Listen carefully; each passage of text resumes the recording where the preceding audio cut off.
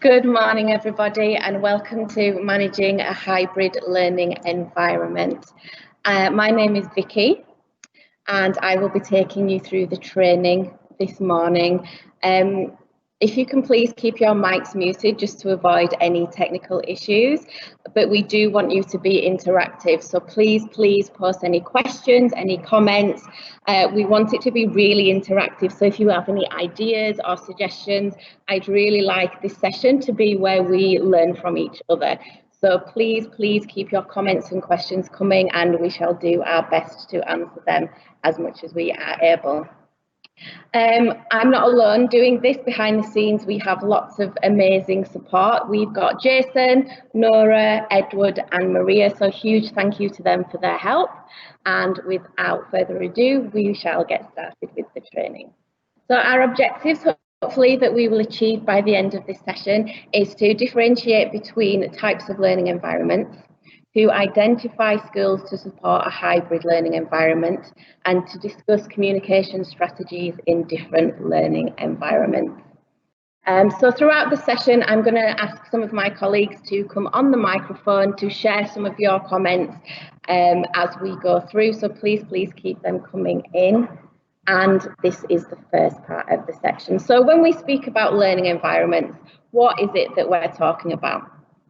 Traditionally, learning would take place, as we know, in a face-to-face environment. However, given the current situation and with the onset of technology, increased use of Wi-Fi and its worldwide availability, we have a variety of options that are available for us as educators to utilise. So we have 4 areas that we're going to look at in this introduction. The first one, if you can just put in comments, face-to-face, as teachers and educators, how would you describe face-to-face teaching, that traditional teaching that we are so used to? Just take a minute or two to write your ideas of that in the comments and we'll share some of them.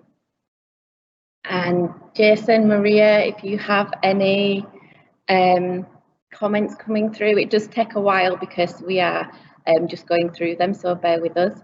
Good morning, Vicky. We've got one response here: together physically, that's from Anonymous. And then Bawana has traditional in-class teaching. Yeah, exactly, traditional in-class teaching. And I should say at this point, please put your names on the comments so we can mention you. It would be really nice to know who's giving these ideas and suggestions in. So the ministry's definition of face-to-face learning environment, very much what you've said. Class sessions take place 100% in traditional bricks and mortar classroom. Technology may or may not be used to enhance learning.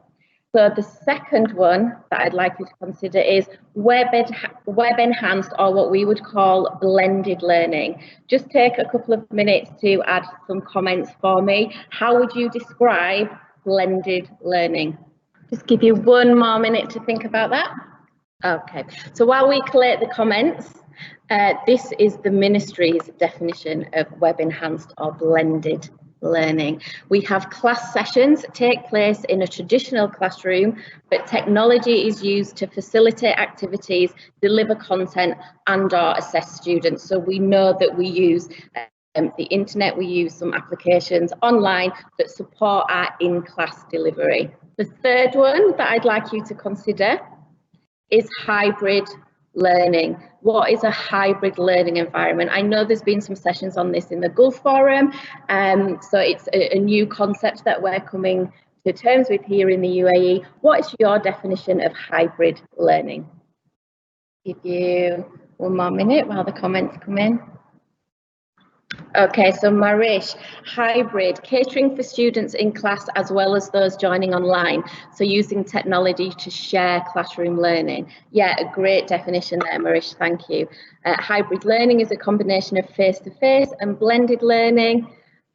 Gilbert, students will choose to pick going to school or doing distance learning. I think we've all got the idea of it there, absolutely. This is the ministry's definition of hybrid learning.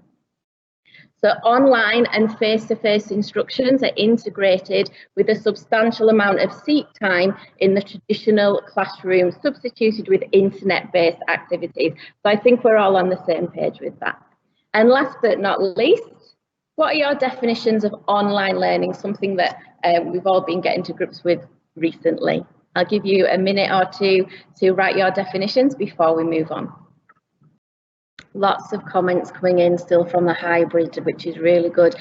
Somebody's mentioned the asynchronous and synchronous that we are now familiar with. Benita, thank you. To find the best possible method to teach the students, online, face-to-face or blended, that would be the hybrid. Gilbert, thank you again. 100% distance learning, that's what we're familiar with now for online learning. Let's have a few more comments of online. Yeah, thank you, Steph. Learning that takes place on a virtual platform. Jintendra, purely non-traditional, which is students and teacher being away from each other. We're really familiar with this. I'll just confirm the ministry's definition of online learning. As we've all said, nearly all instruction, interaction and activities take place online. It may or may not include a face-to-face orientation or protracted exams.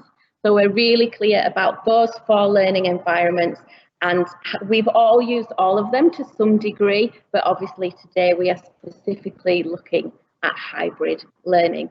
So we know the traditional learning area, and we've got class lectures, we've got some materials posted or organised online, teacher-centred, could be considered passive, very individual based, but we're shifting that and we're moving towards hybrid. It will be a huge part of the Ministry of Education's teaching platform, certainly for this coming term. And just to summarise in a very basic form, the class time will likely be shortened and used for more interactive learning activities. Class activities will partially online, partially face-to-face. Sometimes that might run together. It really depends on how it's organised in your school. But it's going to be a very different way of teaching for us, but a really, really supportive way for the teacher and the student to make sure that in the current situation, the students are getting the best possible education that they can, which is obviously why we're all here. It's learner-centred, it's active, and it's collaborative. Now, hybrid learning, as we've said, combines face-to-face and online teaching into one cohesive experience. Approximately half of the class students will be physically in the classroom, socially distanced of course, while the other half of the students will be tuning in online at the same time. In our Ministry of Education context, for example, this could mean that students of one of your classes are divided into Group A and Group B. In the first week of term, only Group A will attend the school in person, following social distance procedures, and you will teach them face-to-face as a teacher. However, you will also have a live feed in your classroom so that Group B, who are at home, will listen and watch your lesson. You will interact with both Group A and Group B simultaneously, even though one group is at home. A lot of planning is needed to ensure that the hybrid works well. Its 2 formats are then, allowing its 2 formats to capitalise on each other's strengths. Given the unique opportunities that hybrid learning can offer, planning must be approached really, really carefully. So here are some of the different scenarios that you might face as a teacher when you're using hybrid learning. You might have some students that learn from home for the entirety of term 1. They could be high risk due to health reasons. They could be special needs students. There may be new cases of COVID-19 in their family, or they may have symptoms of COVID-19 themselves, so they must be isolating at home. Teachers must be able to plan for all of these scenarios, create a new set of rules and routines, and make an organisational plan for each of your classes. As always, teachers need plan B, C, D, right down to Z, to cover all of the different scenarios that we might face. The planning must be planned very, very carefully. Teachers need to be familiar with not just the strengths of online and face-to-face teaching, but also how they can feed into each other longer term. So if you could just take a couple of minutes, please write in the chat box, what do you feel some of the challenges of hybrid learning might be? I know that some people might be quite anxious about this. There's a lot of factors to consider, but what are you most concerned about as an educator? I'll give you a couple of minutes to write those comments. Some really, really valid concerns coming through. A lot of similar ones as well, which means that we're thinking along the same lines. Yeah, Samo, it might be difficult to clearly communicate at home and knowing that the messages that you're trying to teach have been well received. A lot of people are commenting on the technical aspect, having access on the internet. I've just made a note of them concerned about the pace of your lesson. It's so difficult to have the online session and then have students physically in the classroom. The attention of the students. You've written some great ones to keep track of students that you've got in class and online. The resources that are acceptable, and reinforcing the new class rules. So I can see that there's lots here. I know it's scary and I know it's a worry, but we're all educators, and the fact that you're coming up with these concerns is a positive for me, because it means that you're already thinking ahead and you're already considering how, as a teacher, you need to adapt your lessons. There's no one answer fits all. It will be very different from school to school, but a lot of consideration has been taken. So this session will be followed up, as you know, with a team session. So please raise all of these, and you can have a more open discussion and share ideas and share tips with your fellow colleagues. At the end of this session today, there'll be an opportunity for you to share some of your ideas and your tips, so at least you can go away with some considerations of how you can plan your lessons.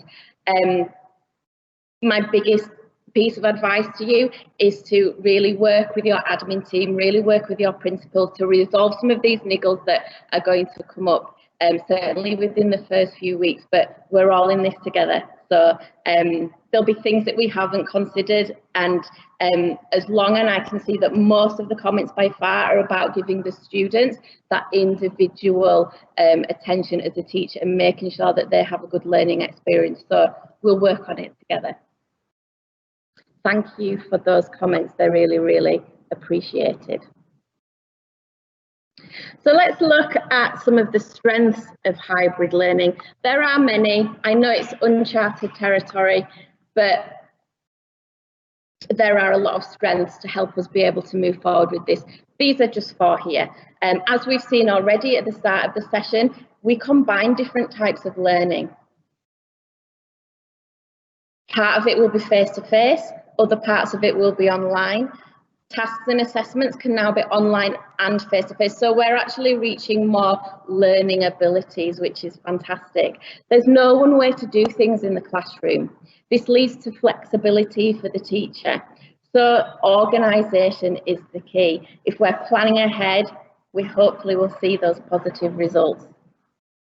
No student will miss out on their learning because the hybrid learning caters for all students in and out of the classroom at the same time. It allows students who are unable to travel into the classroom to be able to still learn from home. They might be unwell, their car might have broken down. It doesn't mean that they have to miss out on their learning. Generally, face-to-face allows for immediate real-time engagement, whereas online learning will give students the opportunity for some independent exploration. Hybrid uses the best of both of those formats. Teachers will be able to refine their skills, be able to deliver to 2 different sets of students. Yes, it will be challenging, but the skills that will be developed from this will be absolutely fantastic. It will be great professional development for you all. And parents can continue to be involved by supporting their children at home while distance learning goes on.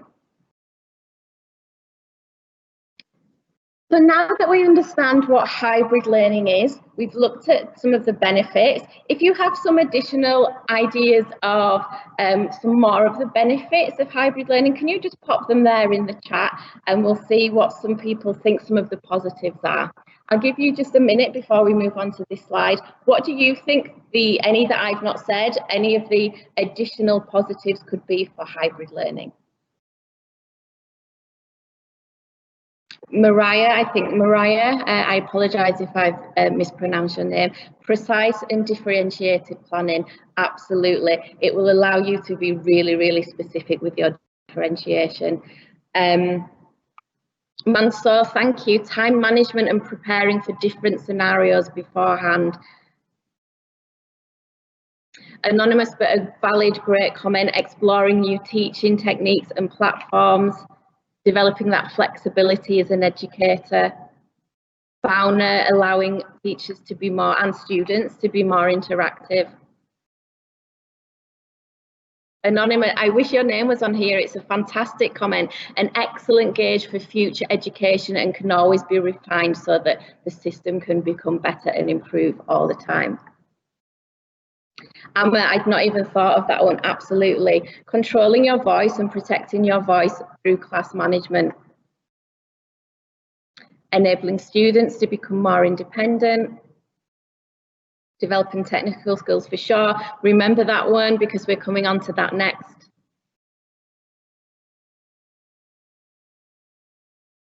Erin, absolutely. We rely on digital technology so much these days and everything's online, but keeping really good notes. So even though we're moving to hybrid and online and technology support for education, let's not forget about our handy notebooks and notepads for us to be taking detailed notes of where our students are at and what we need to do next as educators. Yeah, about interactive and independent learning. Yes, Suma, thank you. Time management skills, communication, use of digital technology.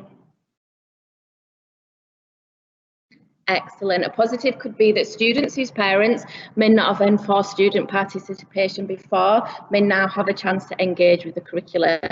Fantastic. Some great comments, folks. I'm sorry if I'm not reading them all out. There's some great comments. I'm trying to get through them. Feel that adaptation for new normal of teaching and learning.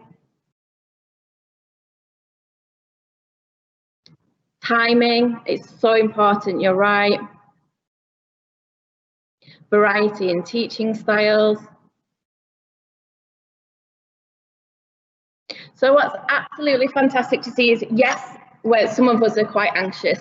Yes, it's new territory for us, and we've talked about some of the concerns with hybrid learning, but actually there's a great deal of positives as well, and a great deal of things that will help improve the learning experience for our students and for us as teachers as well. Thank you so much for your interaction, folks. It really does make all the difference. So, supporting skills. Let's carry on with our interaction.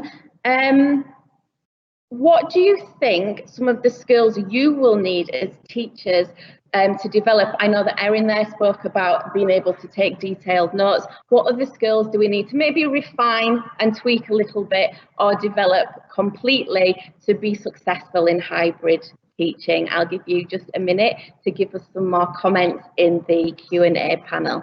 Thank you.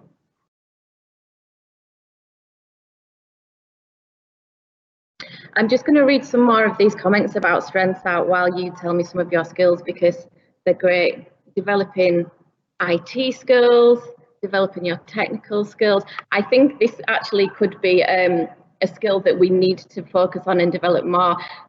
How do we develop our technical skills? And obviously there will be weekly PDs that will support the development of these.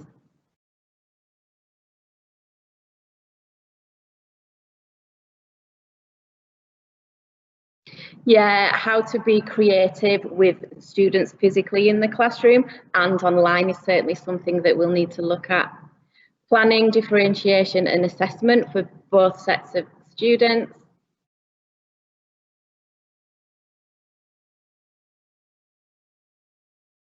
Time for lesson planning and developing of our IT skills for sure.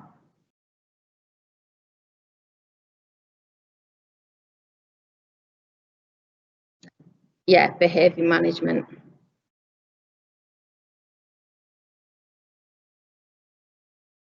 So me, Absolutely, we need to be able to invent new teaching methods, and it's something that we are having to do now, something that because of the day-to-day, you know, time gets away with us, but we have to do that now. So it's great that we're going to be able to develop these new teaching methods that are probably going to engage our students of the future more in some situations. Yeah, Barney, using different online platforms, patience, planning, perseverance, absolutely. Debbie, communication skills, vocal expression, making it animated and engaging for sure, especially when you're delivering online. It's something that I'm really conscious of, and you're going to have to wear two hats, I guess. Your physical in the classroom hat and your online hat. Really, really important. Thank you for that. A lot of communication skills are coming up. And IT, obviously. Flexibility, Malik, absolutely. Good time management skills, the advantage to be able to deal with any issues that might arise. Proper planning skills.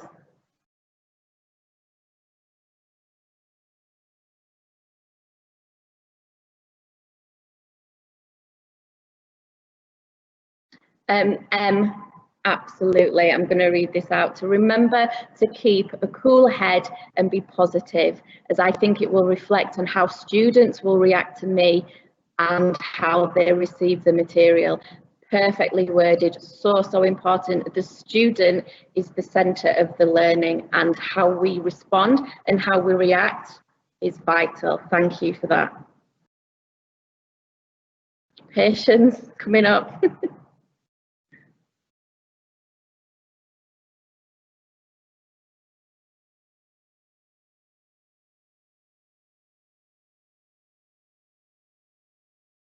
Okay, awesome. Thank you so much. Let's move on. So we've discussed some of the skills. You're really aware, and it sounds like the people that are communicating, you're aware of your self-development, and that's fantastic because we learn best outside of our comfort zone. So I think it will have challenges, but the development of us as educators will be phenomenal. Thank you for all those comments. They're absolutely fantastic. And what came up time and time again is time management.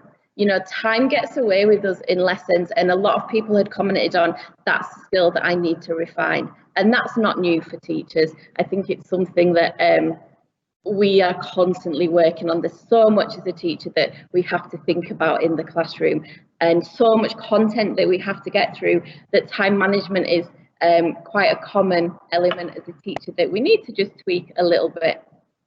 So with fewer students inside the classroom than we normally have with traditional face-to-face class, hybrid learning makes the time that the students and the teachers spend together so much more important. With our current hybrid learning environment, time will be of the essence, more so because of COVID-19 related restrictions. Collaboration, material, physical resources, these are all limited now. The hybrid environment might not give us as much flexibility in that area that it has done in the past.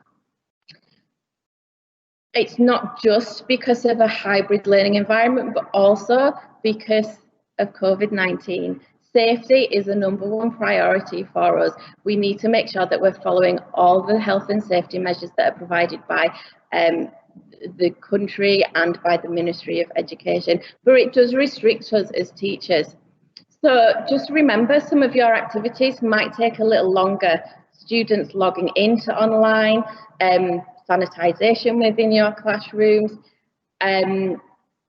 that thinking time. Normally, the students say what they feel. We can manage that within a classroom situation. Now they have to think and then type it, and we're waiting for those responses. So that will affect your time management to a certain degree.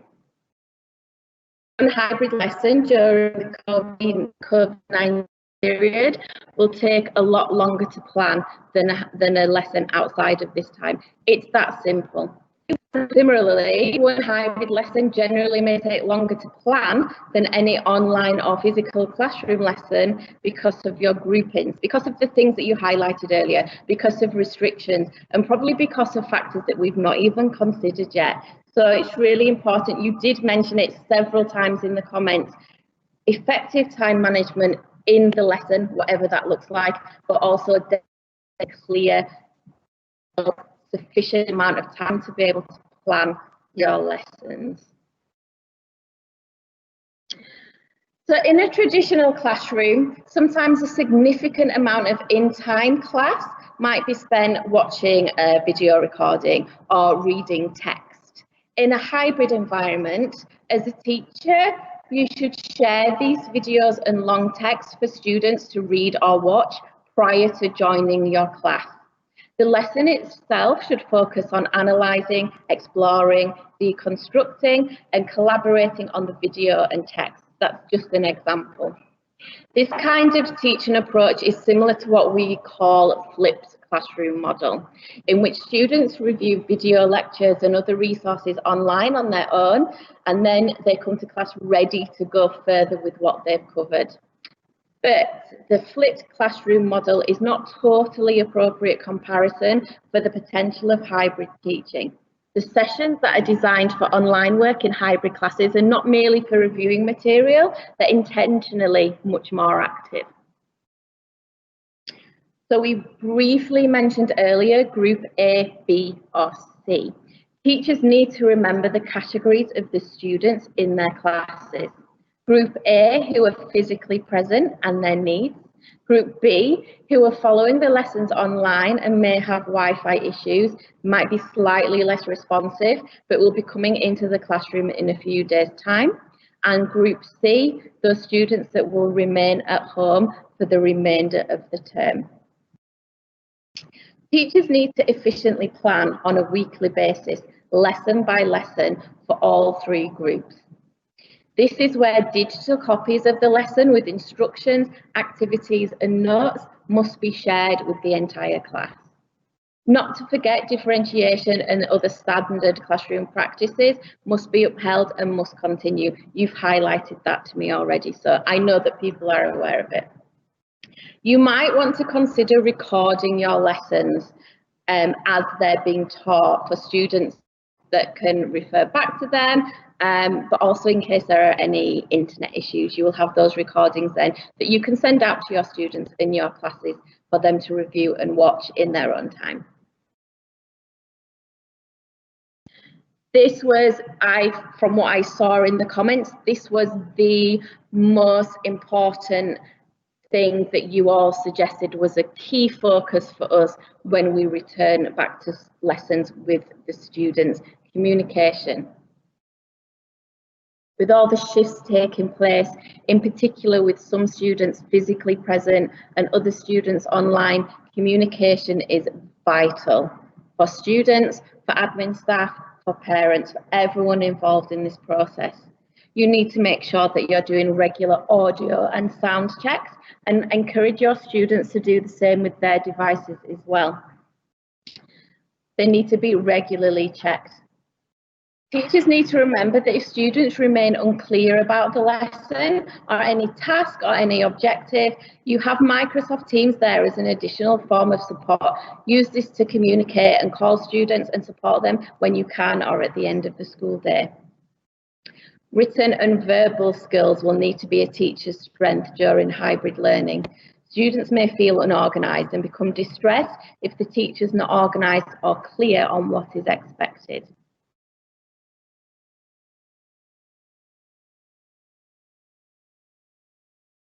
So what does that look like in your classroom? How will your classroom change? Instructions need to be really, really clear. The clearer your instructions and lesson plans are, the less stress on everyone involved, including yourself, the students, the parents, and the school management.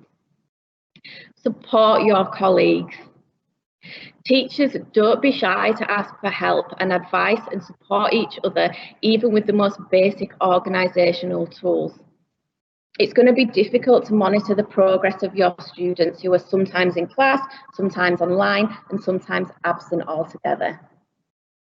Keep organised records of who's attended which lesson, in what mode, and whether they actively participated or not. Otherwise, it's going to be difficult to monitor the progress of your students and very easy to let students slip away, in particular if they're learning from home for the entire term. Alternative activities. Many activities do remain possible in the hybrid environment, however, some may need to be reviewed. How do you get students to collaborate with their classmates who are there, but they're not there? In a normal environment, students would sit together and complete tasks in groups and pairs.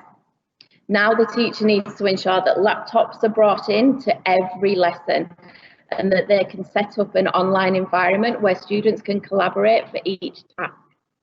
Whether they're in the physical classroom or at home, they share ideas using online platforms such as Padlet, Nearpod, a lot of the things that we've been introduced to already.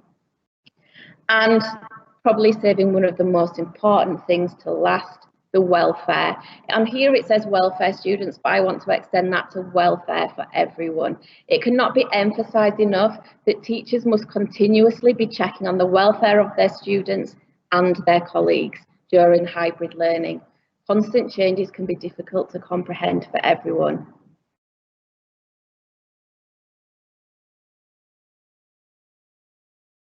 So, I'm well aware as we come to the end of this session that a lot is being asked of teachers and educators, and that different pressures will be put upon us over the coming months as we venture into this uncharted territory. I really want you to take the most that you can away from this session, so I would like to open the floor through the Q&A and ask you to share your top tips, however simple it may be. Please just take 3 or 4 minutes. I'm going to leave it open for a significant amount of time so we can get as many ideas as possible. What are your top tips? How do you think we can make the best of hybrid learning? It might be a website with online tools. It might be a Facebook group. You might be super organized and know how to lay out an Excel in a color-coded way for each of your classes. It might be a simple time management strategy, having a timer physically there in your lesson. It might be utilizing student leadership, for example. Please take a minute or two to write your top tips into the communication panel, and I'll read some of them out, but also so that you get a benefit from it, take screenshots, take photographs, and then you can go away and explore and just prepare yourselves for the coming lessons. Thank you.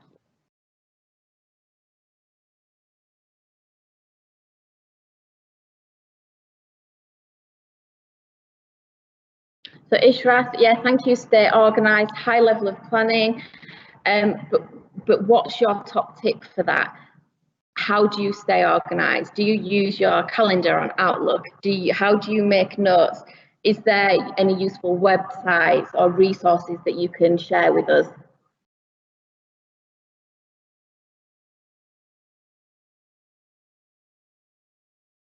Jitendra, yeah, as a teacher, speak slow and with clarity in your voice.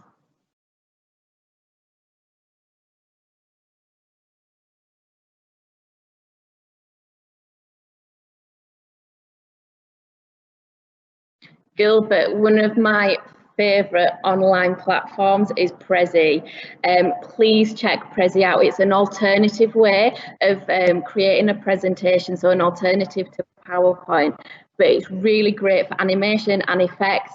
You can highlight specific things really clearly, and it's really simple to use. So yeah, please check Prezi out.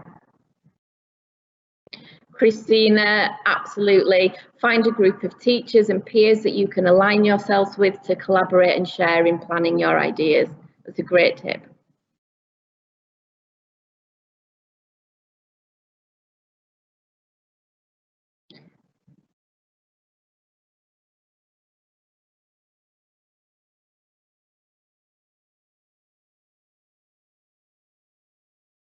Limini Matthew, a lot of online math games use it as a starter and students will be more engaged and active in class. Yeah, absolutely, really engaging, fun game at the start of a lesson that's linked to the learning is a great idea to get students involved from the start and as they're logging on and getting ready.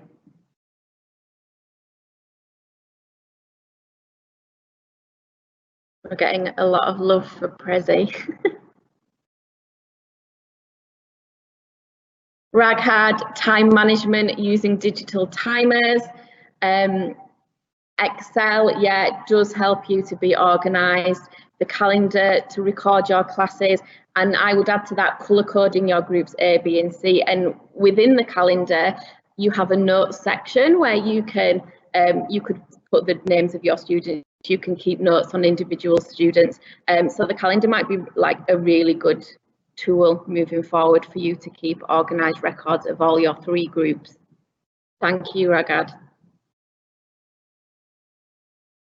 Learning from other teachers, Malik, absolutely. It's so important, dropping into sessions if someone feels comfortable, sharing ideas and top tips like we're doing now, but seeing it practically being used in the space.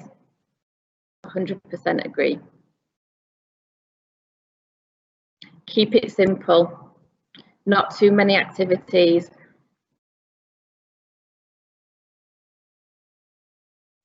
Great idea.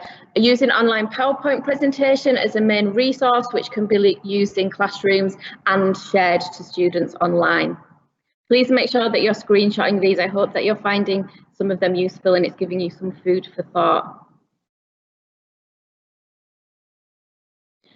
Fauna, I don't know this one. Use planbook.com for a planner that can be shared with students and parents. Thank you for that.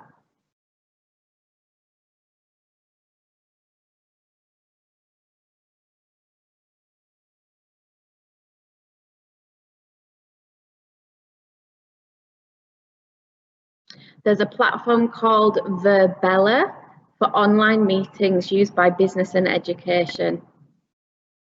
Suggestion for people to check.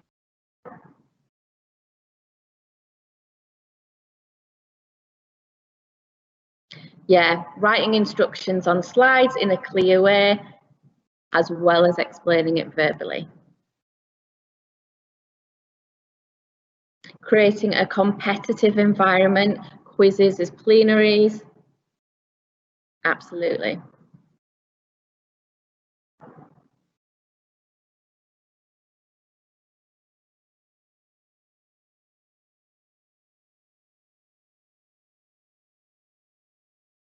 Yeah, really, really good top tip. Don't try to use all the available platforms. It can be quite overwhelming, but choose the ones that work for you and really master them.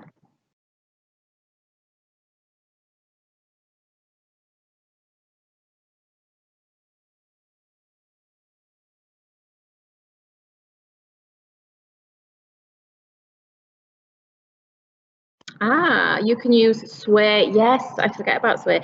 To make your presentation rather than PowerPoint, and that can also be interactive.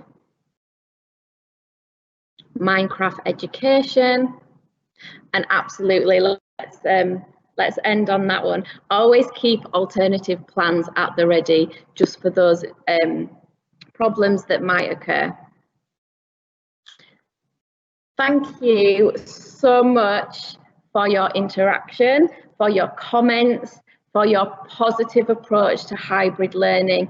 I really, really appreciate it. Please also, can we remember Jason and Edward and Maria and Nora, who behind the scenes have been managing your questions and answering them and supporting with the technical aspects. There will be follow-ups to this.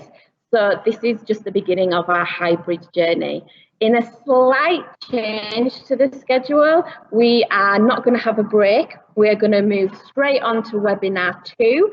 So I'm going to hand over to my colleague, Diana, who is going to take over and talk to you about hybrid learning part 2. Thank you all so much. Goodbye.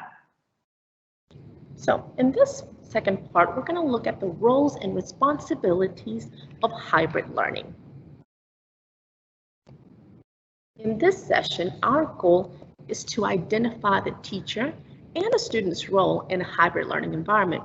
We're going to discuss the assessment component of it, explore different online assessment platforms for the hybrid learning, and determine what to look for when choosing an online assessment platform. At this time, what I would like to do is to begin with your input. You have to know in the QA box, in your professional opinion, what are the roles of the teacher in a hybrid class? Now, when answering this question, consider the following: leadership, assessment, the group work, the feedback. What do you think are the roles? Give us some examples. We're going to give a few seconds to see what most of you have posted. Now, overall, while some answers are coming in, the teacher must encourage the students and celebrate their success. So think for a second, how am I going to go in this academic year and celebrate the student's success? Yes, it's a little bit different. There are different ways to do them, virtually that is. So let's look at an example of how this is working with students one-on-one during student conference time. It could be that the teacher guides the students in learning, and we've also mentioned it in previous PD sessions, most of the roles of the teacher in the hybrid environment are the same as the traditional classroom. You're thinking, how? The medium has changed or altered, but the basic role of the teacher remains the same. An example is setting up opportunities for students to collaborate online using different programs. So for instance, let's say you're instructing content or the foundation skills using various methods, and it's still the same key for every classroom, including the hybrid learning classrooms. Teachers can use programs that provide immediate feedback and scores. This is helpful. Consider this in the hybrid learning environment because you're using both technology and traditional classroom activities. Now, all of us come from different backgrounds, right? So we may have different ways to go about this. So, as we begin this week, share with your colleagues, hey, how do you think I could, blend in both, right? So it could be that there's an example that they might be using a discussion board or a blog, okay? And what they're doing is that when they're using that blog, they can be used for group work or opportunities. And the online activities can prepare the students for an online class and vice versa. Students can work online or group projects and then meet face-to-face to plan and rehearse the final group of the presentation.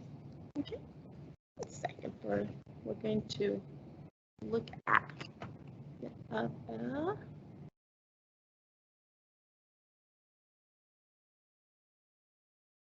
there we go, we're going to go there. And then so what we would do here is, one second, let me go back to our role of the teacher. We're going to be interacting with the content online and prepare students in for a classroom discussion. So students will review the content readings, for example, videos, and then take an online test before attending the class. And they can discuss or debate the topics. So there's different ways to go about it, right? So think about for a second with online interactions. They can reinforce or extend those that occur in the classroom and vice versa. Students can provide feedback to one another online, then respond to the feedback face-to-face in sessions. So yeah, it's a combination of both. The students can finish the discussion online that they started in class. right?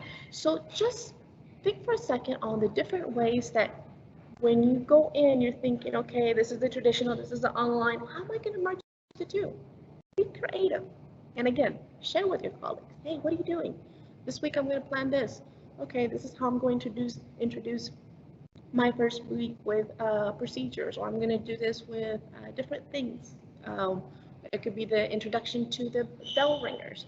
So have a conversation with us. And it can be also, consider this for a second, cross instruction. It doesn't have to be just your content. It could be that you do it with other subjects, okay?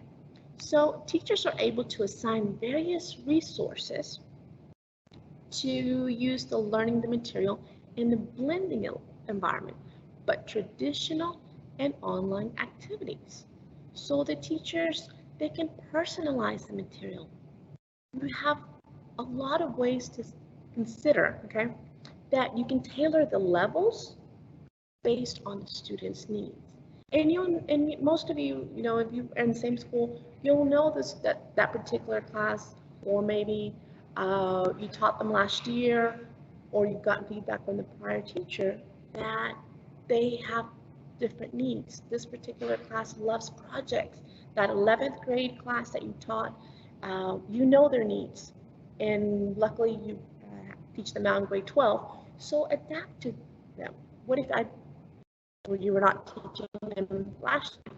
Okay, maybe ask some input from the prior teacher. Hey, how does this class, or just tell me a little bit, so you can kind of find out that maybe this particular class has certain needs that the other is totally different. So try to tailor. And in this environment in particular, when there is, and when this blending happens, you can look at the feedback and scores. Think for a second when we're looking at the hybrid learning environment, because you're using the technology and the classroom, right? So if you're using both, how would I want my end goal?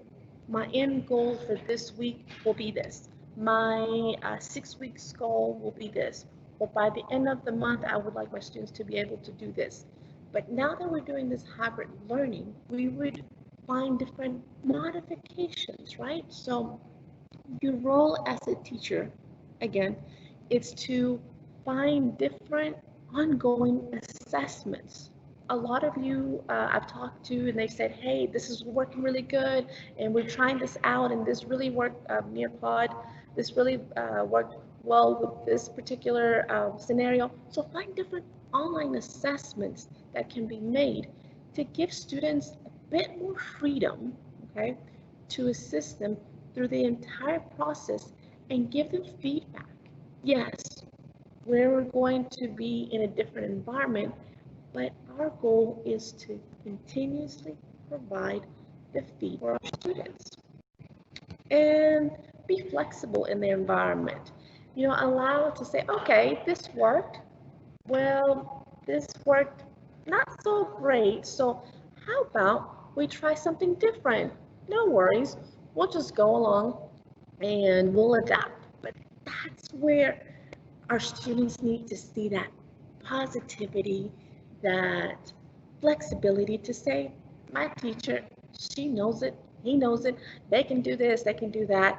If something doesn't work, they're on it.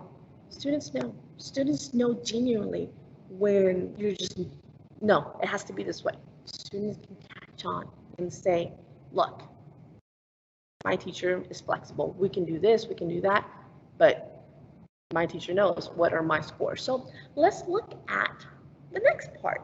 I've talked enough about the teachers. Let's pause for a minute and talk about the roles of the student. And I'm going to check back for those of you who provided information about the roles of the teachers. So the same, give us your input. What do you think the roles of the student are now with hybrid learning? What are their responsibilities? How will they collaborate? Is it going to be the same Are they going to feel anxious? Well, I've been doing this online and now we're going to do this hybrid. What do you think the roles are in regards to communicating? How will students now adapt? And what do you think the roles are when they're going to be researching, when they're going to, again, go back to communicating, express that, hey, teacher, I don't understand this, but online it was safe that I could do this, but now with this hybrid learning, how am I going to do this? What do you think the roles are? I'm going to take a quick second and look at some of your answers, and then we'll shortly. Let's discuss. 1 second.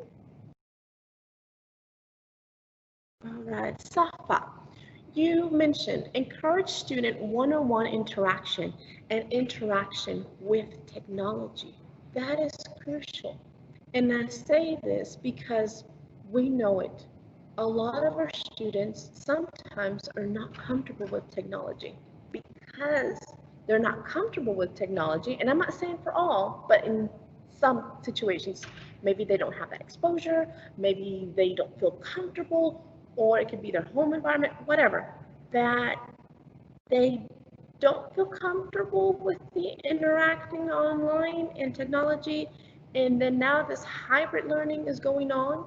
So what will happen is, one, it could be that it's disruption. I don't understand this, or I don't know, I can't do this.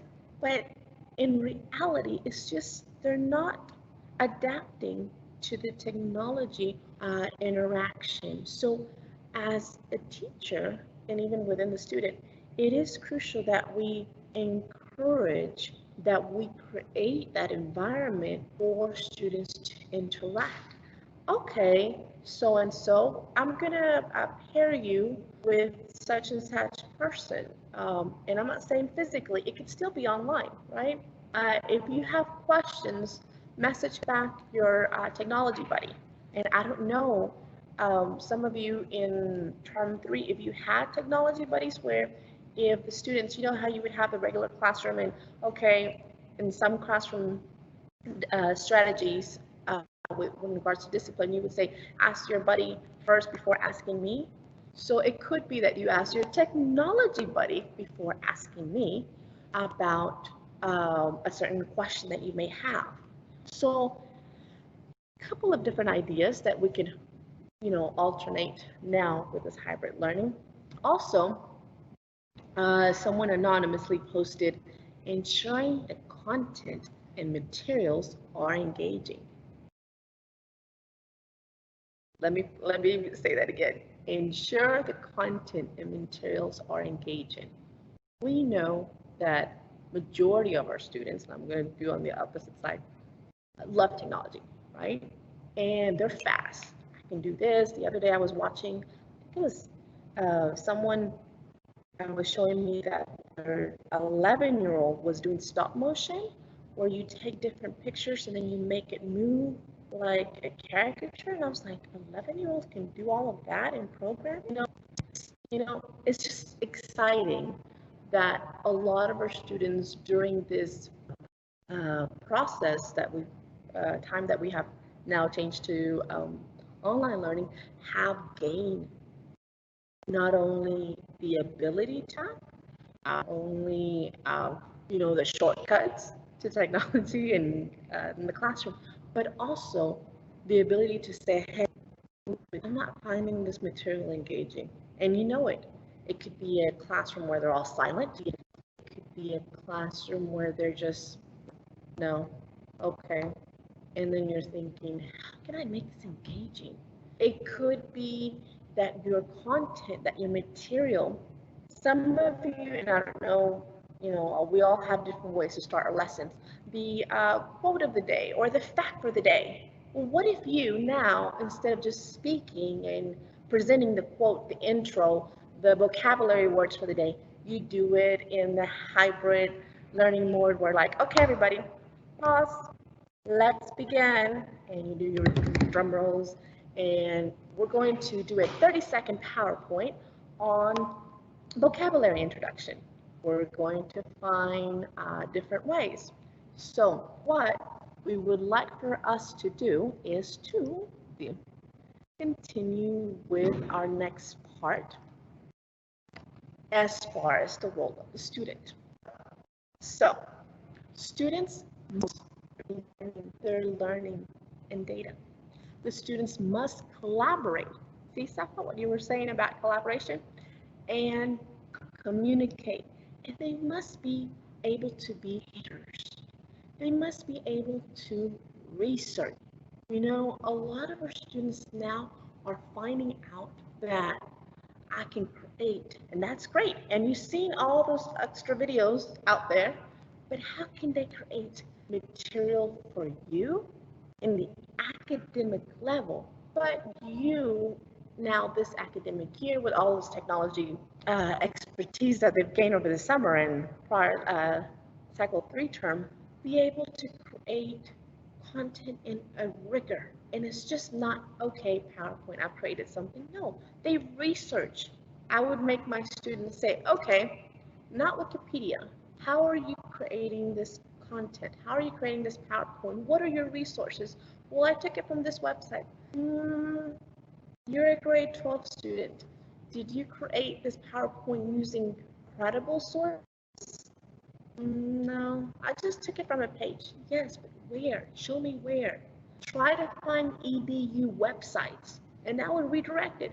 So, you know, just find different ways for you now as a student to get them to be able to create, right? So let me go back just for a second on the role. Here, we're looking at that they may also discuss the management strategies and communicate to be expected on time tasks, and that you also look at the activities. And by now, we know that, you know, we must provide structure for the online activities, right?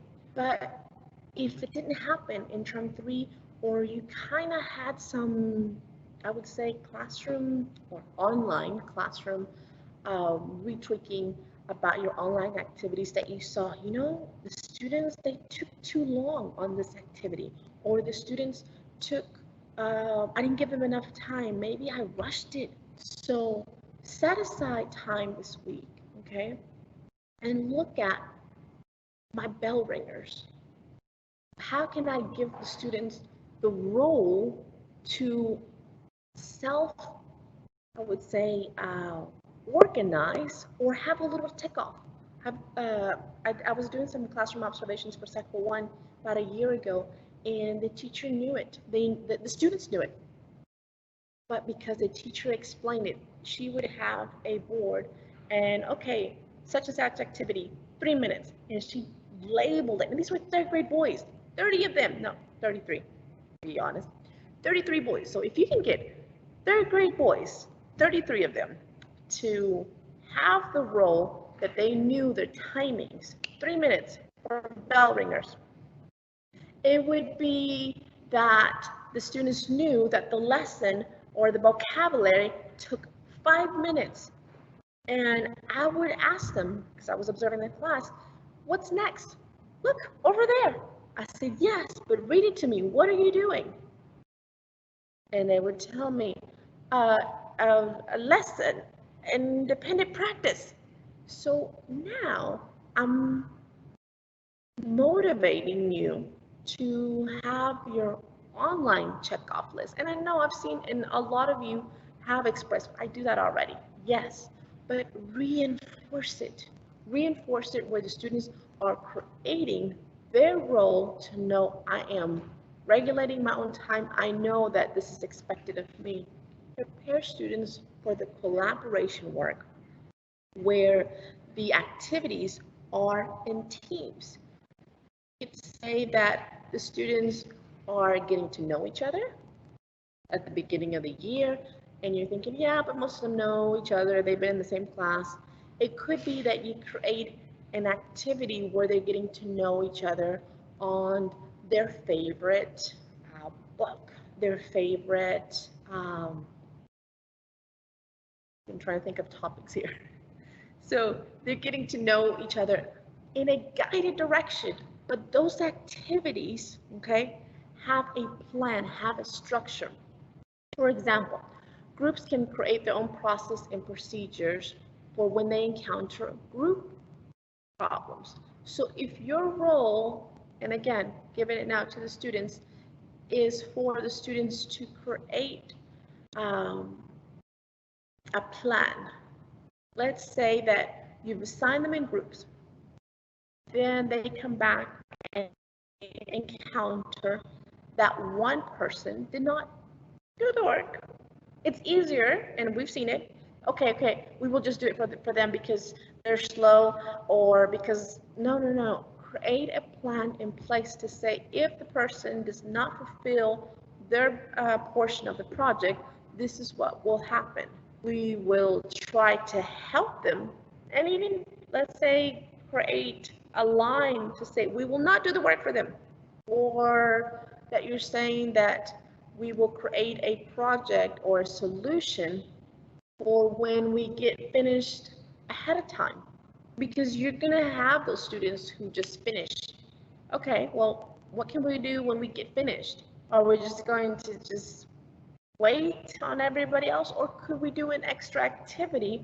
Or they can have two options, obviously the art of negotiation, A or B, right? So give them options in that opportunities, and offering students the opportunity to discuss their online accommodations or the online discussions, where they say, okay, this is what we did in such and such, this is what we're doing now, this is the process, or this is how I'm understanding.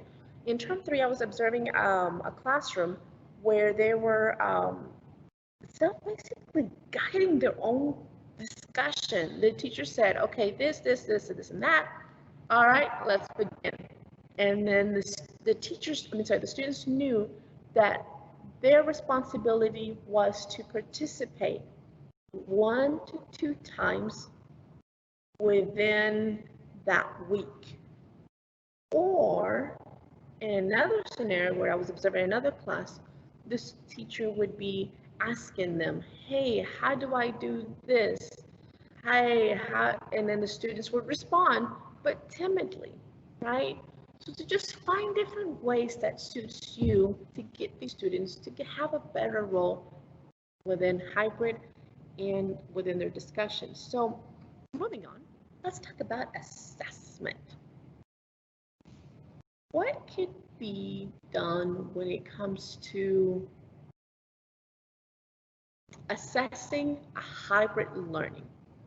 So within hybrid learning assessment, we're creating assessments in the environment that address the following issues that teachers face when facilitating instruction both online and face-to-face. So we need to find assessments that can be downloaded and doable online, right? But also finding assessments that, for us, it could be at the beginning, it could be in the just little checks for understanding, but reducing the time amount of grading. We all love grading, right?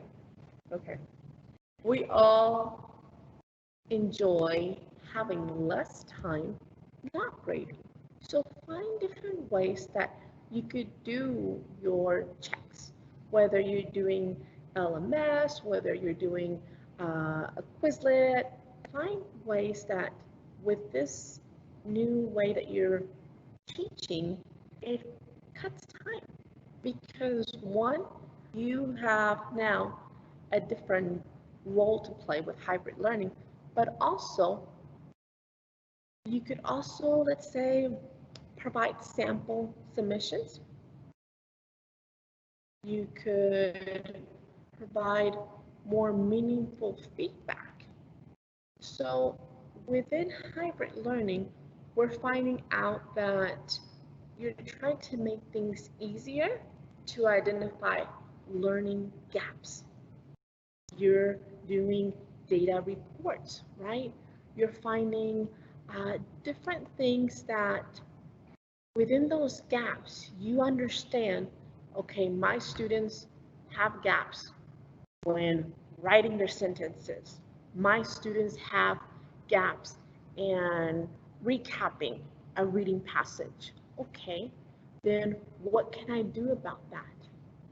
Is it that I guide the sentences?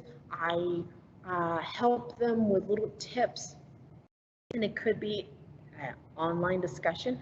Everyone, let's look at step 1, 2, 3 for recapping that paragraph. You find the main idea. You guide them into an online discussion. So when you have those data reports, you can say, yes, I have identified main idea. I have identified students not able to write sentences with full stops. Finding that those gaps that we know exist, not only in the traditional classroom, but they also exist in the online. And when you find those gaps, make an action plan to say, okay, this is what I'm going to do. I'm going to, for my high level learners, I'm going to do this. I'm going to have them be the technology buddy, assigned term 1 IT go-to, whatever you want to call it, as far as the label of the person. My learners who are in the mid-level would be my researchers. They're finding information because they're still kind of in the middle, right? They're not quite there, but not down there. So you can assign them to be the researchers. Then ones who are, struggle with the content, you can make them the official inspectors. They get to ask questions. In the real world, this is what I would do. Ask questions as an inspector. Those 3 levels, now what you've done is basically created a gap solution to your specific class. So you can say, okay, everybody, inspectors, ask questions. Okay, inspectors, we're waiting for you. Researchers, what have you found? We found this. Okay, IT, go to experts. Like you have different experts of different things.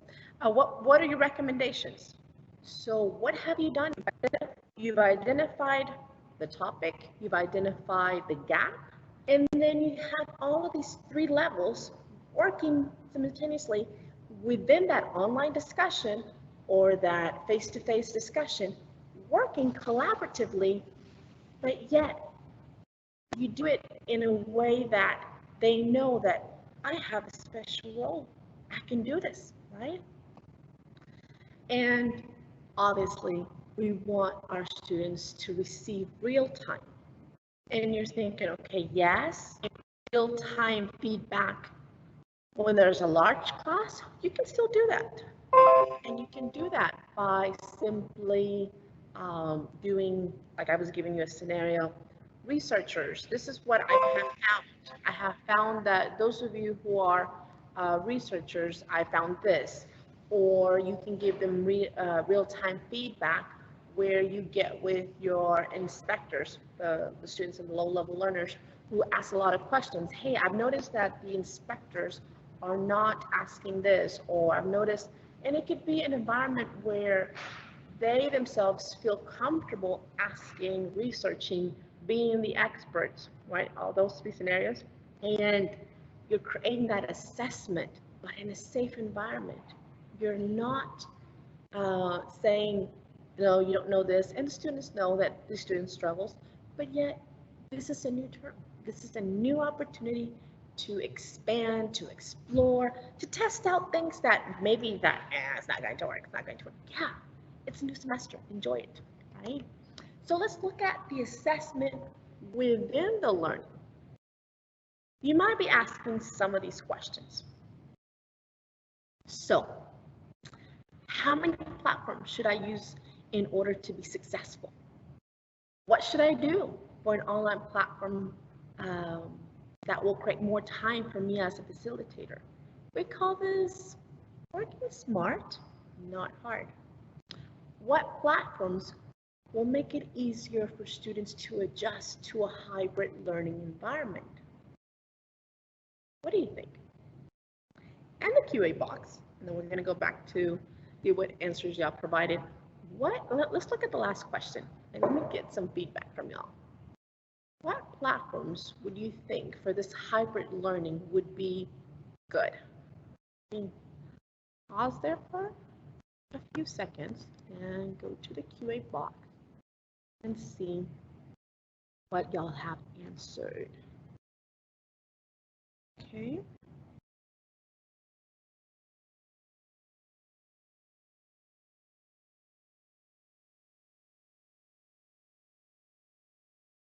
Selma, a while back, a few minutes ago, you posted and said, encourage students to be confident in their ability, not just regards to the subject matter, but also dealing within the IT aspects. Collaboration and communication with their peers. You hit a good topic, Selma. When we look at confidence, our students, they're confident in the summer with technology, right? But like I mentioned prior, how can we as teachers encourage that confidence in the academic world? And that's crucial. And I say this because a lot of times our students are so confident, non-school related with technology, that when they come to class or they're doing their online discussions, I don't know how to, it's okay.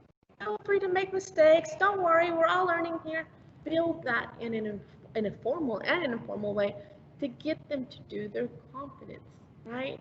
Patrick, students need to engage fully with the learning materials, apply themselves to the best of their ability, develop their social communication, interactive and intellectual skills, and try to follow instructions so as to benefit from their learning. And you said a good point as well. Engage fully with the learning materials. How can you set your goals for this week coming up? Set your goals for the semester. How can I get my students to fully engage? Term 3, you know the highs, you know the lows. How can you do this different this term? It's a fresh start when it comes to engaging. How can you get them to fully engage, but in a way that it's natural, in a way that is not forced, but let's say that you're asking students to take pride. You're asking students to say, find it meaningful. Nora asked, what kind of starters you believe are attracted for high school students and grab their attention for the class? Those of you, feel free to assist Nora in answering questions, but I'll start a little bit here, Nora. I think a lot of students in Cycle 3, I've taught Cycle 2, Cycle 3, but here and there, a little bit in Cycle 1, but overall, I think with students in Cycle 3, we underestimate their creativity. And you think in their Cycle 3, they love the same way that you think, oh, the 6th graders will do this, or you'd be surprised with 12th graders. What I would do with them in particular, let's say that the students, I'll give you an example with the beginning of the lesson. Guess what? I have the fact for the day.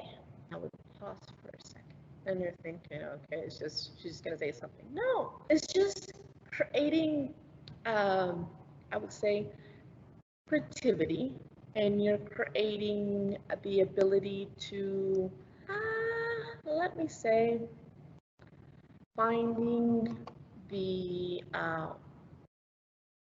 creativity with excitement. So to answer Nora's question, for starters, I would definitely say that it's about how you present the starter.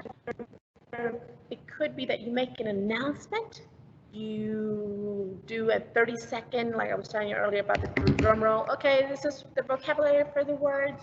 The vocabulary PowerPoint with this week's vocabulary words, or that you give them an opportunity to present such and such activity that you want them to do. It could be that you said, okay, today's morning speaker, and then it could be online, it could be face-to-face. All right, speakers for today, let's begin. Set up a research table, of a table of experts, and then they start their warmers or their activities where you're asking them their expertise knowledge, and you're thinking, cycle 3, how could this work? We know as teenagers, they love to share. You can get them to share their expertise in finding that whatever homework assignment you left them, or their expertise of common errors that students make in writing. Get them to talk, basically. A lot of our students, we know that these are the talkers, these are the ones who participate a lot, these are the shy ones, these are the ones that are just there. Engage them. So I would say for cycle 3, in a summary, find different alternatives. What alternatives? It could be you do this, you do this. I can't tell you exactly what, but you could find different things to try out. So today I'm going to do research panelists. Today I'm going to do a video. Today I'm going to do a fact for the day. Or simple as a starter activity, celebrate their improvement, celebrate their, oh, everyone, I saw that y'all made such achievement on, really? Oh, thank you. Oh, okay. So you could start those starters with celebrations. And a lot of, in meetings, and some of you who work in the corporate world have or can say that in productive meetings at the beginning of certain lines and traits, we all come from different backgrounds, you start your meeting, you celebrate success. Everyone, celebrate success. It's simple. 1 minute, 2 minutes, enjoy it. So, looking at less is more. Using 2 or 3 online platforms make it easier for students to transition into a hybrid educational environment. And when I say this, we all been there. I want to try this, I want to try that. Wait, this doesn't work. What if, just keep it simple. Say the semester, okay, I'm going to try 2 platforms. I'm going to try 1. I'm going to try all 3. With my class that I know can do it all, I'll use 3. The rest I'll use 2. But get comfortable where you're finding out that it increases the productivity to familiarity, and it reduces the error time and the engagement. Think about this. It's going to come back to at the beginning of term 3, you had a new goal, just to understand what's going on and get the students familiarized. Now the students are familiarized with teams, right? Okay, so that base is there. Now that you've incorporated teams and you're flexible, you're the pro on teams, right? Then you start adding other platforms, and then you kept adding and adding, and then you're thinking, this is too much. I can't add all of this. Stick to 1, stick to 2.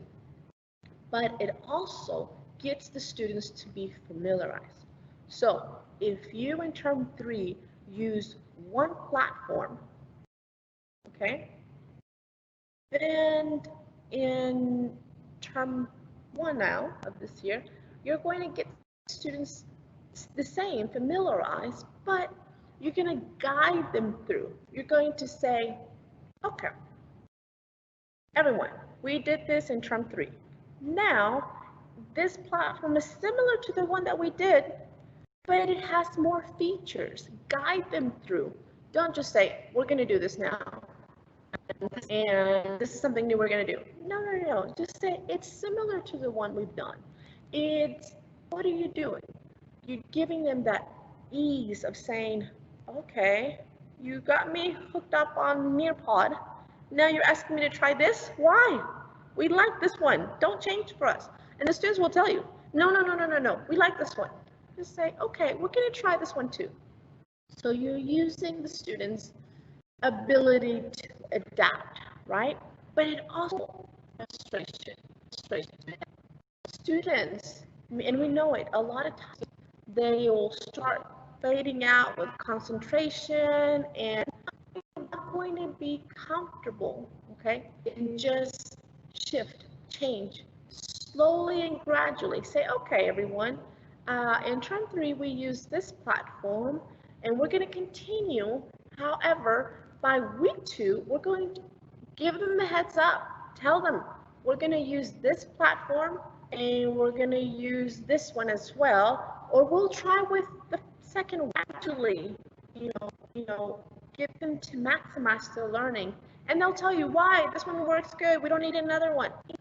We need to increase our expertise of life learning, and we're going to use two platforms. So we're going to use now 3 because you were so good in your first platform that now we're going to get you to do 3. Will students get it? Will students buy it? It's you. It's the way you sell it. It's how confident they'll just say, yeah, we will do it. I will be here with you. And then what does that do? That in the hybrid environment, you're creating different ways to say, look, this works well in this merge version. This works well online. This works well face-to-face. So again, it's just a matter of finding different things that work well. And if any of you have any recommendations that you think this worked really well with my students, feel free to share in the QA box. A lot of times I find with these webinars or with even regular face-to-face interactions and training is that when we share and we think, teachers already know this, yes, but you'd be surprised that a lot of teachers, when they see it in writing, oh yes, I forgot about that feature, that platform, or that page. Feel free to give us your because if you can provide something that works with you in the classroom, whether it's an idea, whether it's a page, whether it's a resource, feel free to put in the QA box. A lot of times when we see that collaboration and that, hey, I did this and it worked, we get excited. As teachers, we're always learning, right? So again, put in some stuff on the QA box. Let me read some of your feedback that you have used. Let's see. Balana, and I'm sorry if I use it, mispronounce it. So you said Microsoft Teams, LMS and Nearpod, Quizlet, is it Quizzes? Quizzes. Let me read something about, sorry if I mispronounced it. Dagat. It's not about the number of platforms to be used, but it's about how useful is the platform. I might be one platform, but it covers my need. Yeah, definitely. A lot of times we find that one platform works well with our personality, with our classroom management style. However, it could be that you get comfortable having maybe 2 as a backup, as a add-on. Maybe one has a couple of features that work well with you, and then you find out that this other platform has a little bit more, and then when you're evaluating, you're like, well, this one is good, however, this I could expand. And I'll give you an example. A couple of years back, what was it, about 5 years ago, I started with Google Classroom, and it worked well. Then I just I loved it. I genuinely, I could create folders. I can make my students go in, put their Google Doc. I can revise. I could pull it up on my phone and be like, okay, this such and such student has turned this assignment. It's just the way that you get comfortable with it, you know. And a lot of times we find, let me point out something that Patrick has said. Any suitable platforms that most effectively enhance skills development and learning. And this is true, Patrick, the skills development part, because a lot of times we find that students need to enhance their skills and not just stay here.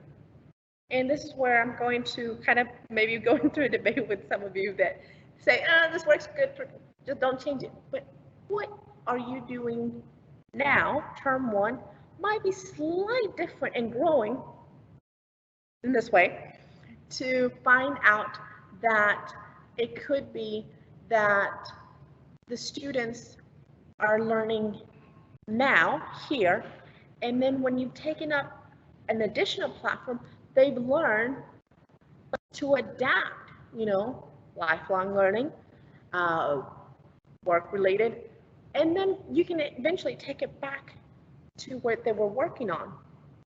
But let me continue, because I know I got a couple of y'all that have posted after that one as well. Well, anonymous, let's see. In my experience, the best way to keep students engaged is to have platforms and strategies that are used routinely so they have a general confidence with the flow of the sessions, but occasionally throw in different platforms or activities to keep it exciting.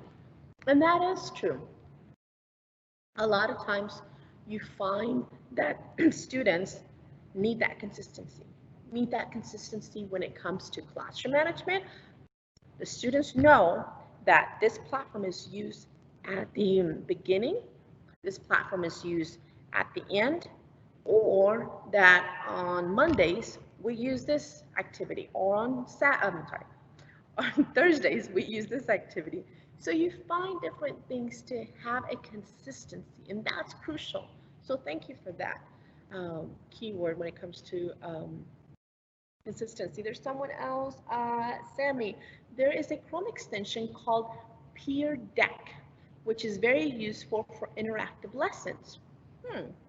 Sammy, if you could, I'm not familiar with Peer Deck, but maybe post in a bit more about Peer Deck, or like a how-to video, maybe in the session, in your comment portion, or just add a new one and tell us a bit more. I'm not sure about that one, but interesting. Okay, anonymous person posted, poll everywhere, LMS, Padlet, Teams. Okay, let's do, how have y'all used the polls in your lessons? That in this hybrid learning, it might be a feature where you explore to say, I didn't do polls that much in term 3, however, I'll give it a try. Polls are great. Yes, sorry for interruption, okay. Miss Diana. His Excellency Hussein bin Ibrahim Al-Hamadi will give a speech now. And we're back, everyone. We're going to continue, and then we will look at the announcement. So we will do the announcement as we move on. So we were talking about less is more, but we wanted to see the familiarity with the students. I was expanding to y'all that a lot of times, if the students are familiar, right, with the platforms, it would help them to create the consistency, but also look at the things that are working now and reflect also what things that did not work. It could be that you're looking at the gaps that were in place because of the online. Now that you know, okay, I have these gaps, how would I blend it? How will I adapt it with this hybrid learning, right? To where the students are reaching the next level. You know the gaps, but what are you going to do different this term? If some of you want to share any ideas that you have thought about or planned out, that when considering hybrid learning, you know that this is my plan of action. I plan to do this. feel free to share with us and let us know what you're doing different this term in adapting to online, adapting to the hybrid aspect of it. And let's look at the components, okay, of the online assessment. So we're going to discuss 4 areas here and finding out, first of all, looking at what platform. We're selecting the right online platform to figure out the type of data you want to collect.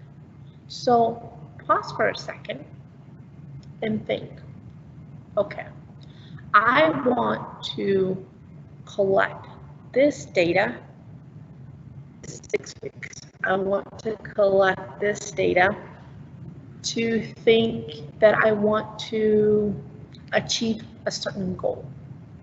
What do you want? Write the goal out. Those of you who have a pen near you, if you do, if you don't, just mentally do it with us. Write out a goal.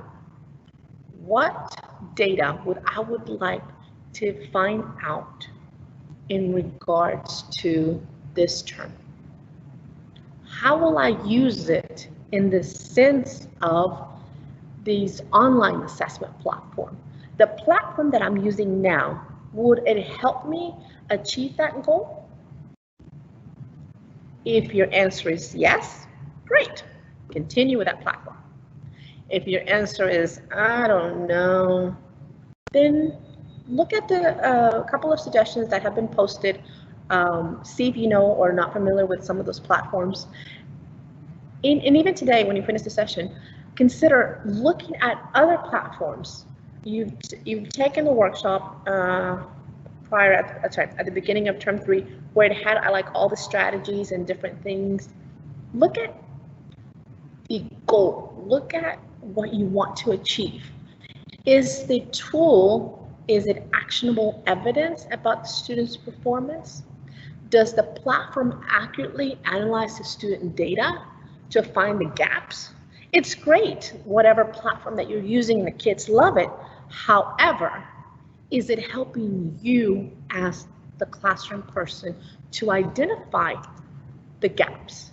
Because a lot of times we find this platform or this website that is really good, the kids love it and they work well. However, we're not finding gaps. We're not finding information in real time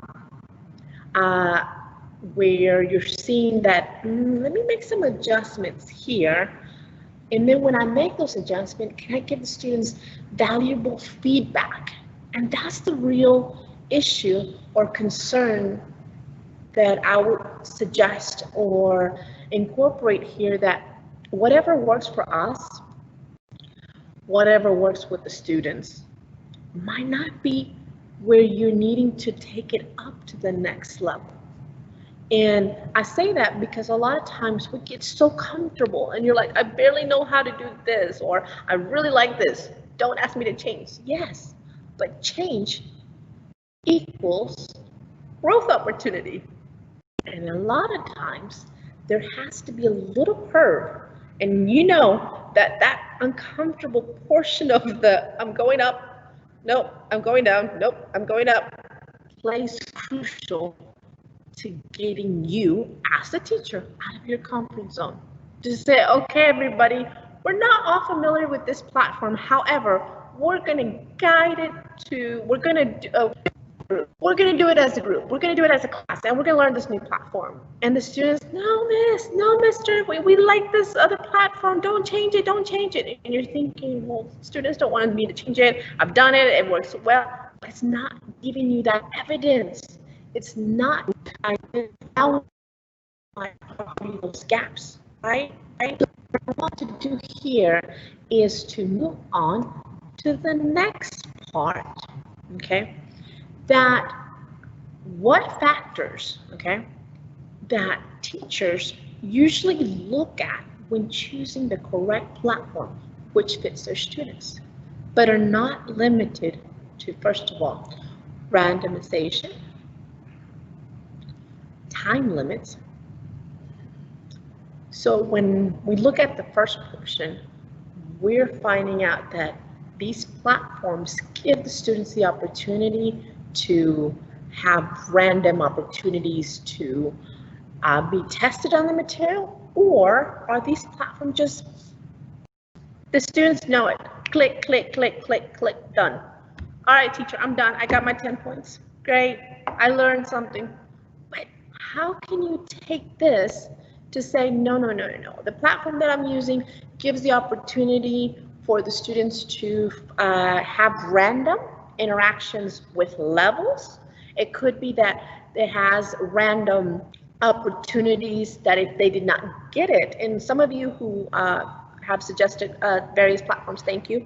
In this part, also help us out if you know any platforms that give the opportunity to do random answering, I'm sorry, questioning, answering. So let's take your questions, let's take your answers. If the student does not understand, does not master this question, does the platform that you're using, does it give you an opportunity to move up, or does it stays there and gives you more questions in that topic? Analyze different things, look at the time limits. There are platforms that when you're looking within the assessment component, it's timed. These platforms could be that you're giving the students the opportunity, one, to work against time. Those of you who are in grade 12, MSAT, typing, writing, the students, when I was in the classroom with them, I would have them, I would time their essay. Okay, how many words can you type per minute? Can you type your paragraph? Later, they came back at the MSAT and they said, Miss, you were right. They timed it. I said, but you practiced, you were ready. Yes, Miss, I was ready. I said, okay. Others came back and they said, you were right. I didn't have enough practice. I didn't practice enough with my typing. So when I was doing my essay, it was different for me, right? Now, look at the rules. You look at the rules and you say, okay, what am I finding that the students are finding, for example, rules within the platform that they know how to move on to the next level. They know that it could be that they can make up their own rules within that platform. I want to do this, I can change that. You can find different things with completion, right? And this part is crucial. So listen to this part. When students are completing or going along with platforms, how are they completing the online assessment? Does your platform that you normally use within the classroom, are the rules in place where the students don't have the opportunity to cut and paste? Where the students may have the opportunity to use, and just think about the students with different levels. They can use it has like a feature where you can look up the word, or does your platform give opportunities, for example, looking at completing the activity with a partner? It could be that they has the students where they can log out or they can log back in, and they will just take them back to where they were where they left off within that lesson. Or does it give them the opportunity to complete later? Factor in all of that when it comes to online assessments and the platform that you're using, because the students will benefit, and also the students, it will be a disconnection where they, oh, I use this platform, however, I don't like it because if I finish that assignment, if I don't finish that portion of whatever the activity is, it will log me out and I have to start again. And they'll just shut down, or they'll just come back to you and say, no, teacher, this platform, no, I don't finish, I cannot. And you can see that frustration. You can see where the students are genuinely telling you, I don't want to use this platform, or however it's written within the program, are not productive. They're learning. it's not full, it will not save the information, okay?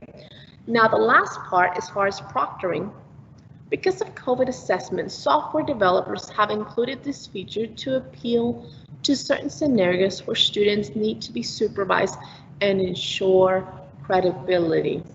So there's different things to consider here, okay?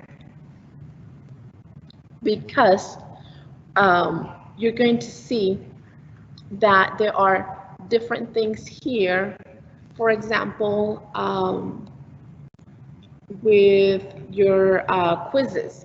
I'm going to give you a couple, okay, that will be helpful in this next part. 1 second. Let's look at some.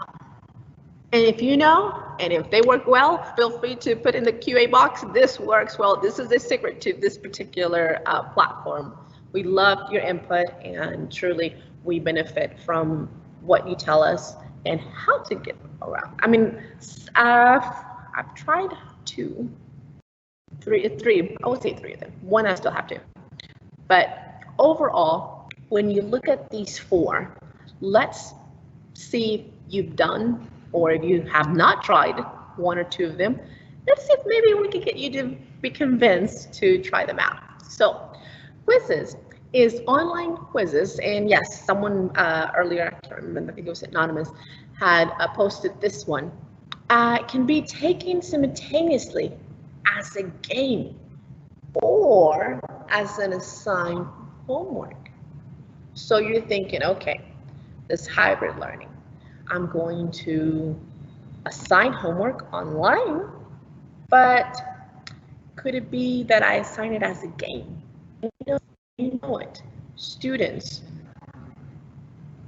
regardless of the level, they love games, right? So if you make it to where you cautiously word it as, hey, we're going to have our homework game for the week. We're going to have our homework game.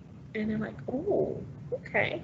I hear the word homework. I hear the word game, right? So if you assign it in that way, you could also look at the assessment component, which is the next one, where you're building assessments, but it has a question bank, and you can organize the students' quizzes. So individually, the students can see the assessments that have been completed. So pros, you can see that the students, okay, they completed their quizzes. They have some question bank, right? So we want to find out, if those of you who have tried out pros, what has been the good parts of using it? And then let me go and see the answers that some of you have provided. 1 second. Let's see. This part. Let's see if some of you have gone and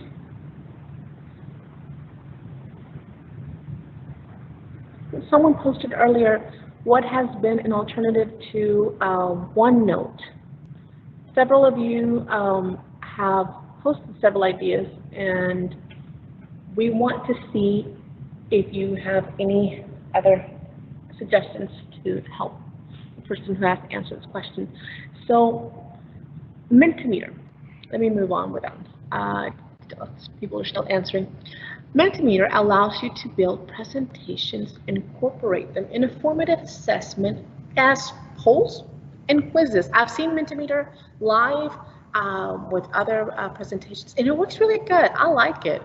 I find it that with Mentimeter, it's instant feedback.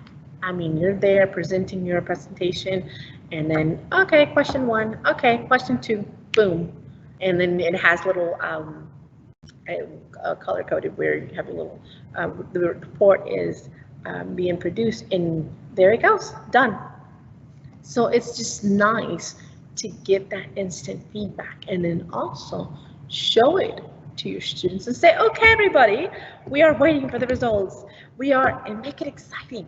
You know, a lot of the students, we they catch on. They catch on. If you're excited about your material, if you're just, oh, we're going to have an awesome week and we're going to get your input, and they feel it, they know it. So it's a really good platform for instant feedback. And the favorite one that I've heard from many of you, Nearpod. So Nearpod, those of you who have not used it, creates activities with formative assessment like virtual reality, polls as well, collaborative boards and game quizzes.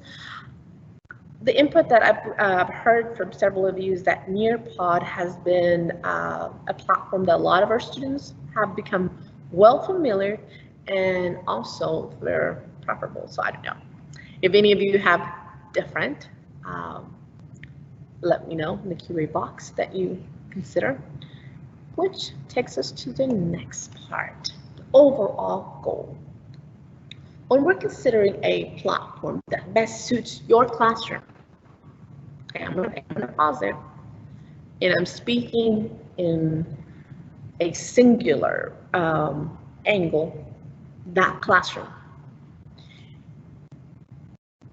which is grade section. You by now know that it might not be the same that you need for the next classroom or the next grade level. So you need to find out, okay, this platform works well with this particular class. I might have to adjust into my online assessment needs and better finding for our students and their needs, a different platform for another grade level. But are they truly and genuinely aligned to the goals you've set for the year? Okay, those goals are not matching those platforms, and you know they're great, but you need to rethink it. You know it inside. The students may not know, but you know it. So analyze the platform by using it yourself, putting yourself in the place of one of your students. And I say this carefully because a lot of times we know that our students, they enjoy it, but then if you just reflect or you pause or maybe create an account where you're the student or using, I'm sorry, you as a student are using the platform, you're gonna find that maybe that platform doesn't suit well because now you've changed, because you know you have all these managerial features, blah blah, see this, but then when you hear that from as a student, you're like, wait, this platform is, or this platform is not what I see from my end. So put yourself in the student's role, create that account, find that portion of expertise that you say, look, I've used the student version.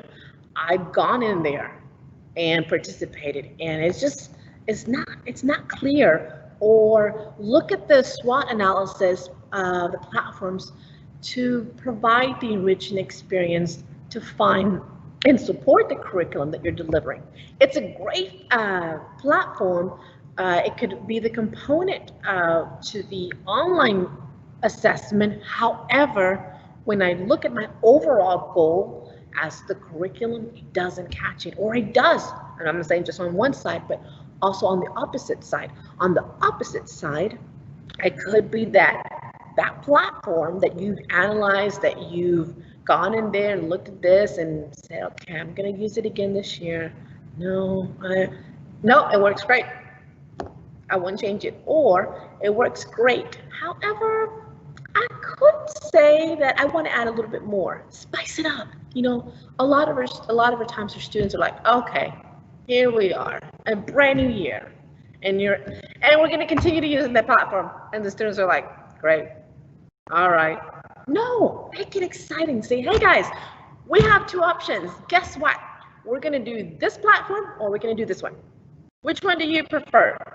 Are you familiar? Great. We're not. So we're going to test out the two. I'm going to give you this week to compare and contrast, keywords, compare and contrast, this platform, and I'm going to have you compare it to the other new platform that I would like to introduce. And at the end of the week, we're going to make a decision as a class. We're going to decide which one you like best. Then you're gonna have the ones like, yes, I'm gonna do it. And then I was like, okay, I'll do it. And then I'm like, okay, no, teacher. This, and have them, play 10, 15 minutes where you're giving them the opportunity for them also to say, hey, if I change the platform, this new one is going to give you this. And then as a group decide, okay, it worked, it didn't work. And be prepared. We know that there's going to be up and downs as far as this process. You might be thinking, but it's going to take time for my lesson. But part of the success will be that it will flow continuously, okay? It will give you a better sense of having the online assessment, having you the opportunity to fail. Maybe when you did fail and you said, this didn't work well, it gave you to say, look, I'm using this online assessment. I'm using this platform and it's not matching. So therefore, I need to retweak my goals. I need to retweak according to the curriculum plan. That what I'm finding out is that my roles, the students' roles, are fulfilled. Great. However, when we analyzed overall, we found out that this is what works for us. In singular mode again, this is what works for this particular class. You have those classes that are super advanced and they're self-driven and they know it all. And then you have these other classes that need a bit more support. So consider it, find different things. I'm going to take a few minutes to look at the QA box and just take any additional comments, suggestions, and we'll wrap up. As far as today's presentation, we do value your time. We're happy you're here. We truly wish you an awesome 2021 year, and we know that you're going to do great.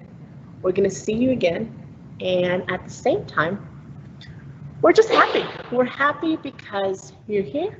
We're happy because you took time to join us today. So if there's any other questions or suggestions that you might have for us, as far as the platforms, as far as resources, continue to post them in the QA box.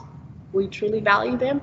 And at this time, we're going to say, have an awesome, great year. We hope to see you around. And if there's any questions or an additional suggestions that you have for us, feel free to reach out. Let us know we're here. And if there's anything else, let us know. Thank you all for today, for joining in. And that's it for today. All right then. At this time, we can conclude the presentation and you can log out. And that's it. Please also make sure that you have filled out the attendance. That's important, okay? Make sure that you've done the attendance. If you have not done, before you click out, sign into the attendance. We want to make sure that you are giving credit for today's session. And that's it. All right then.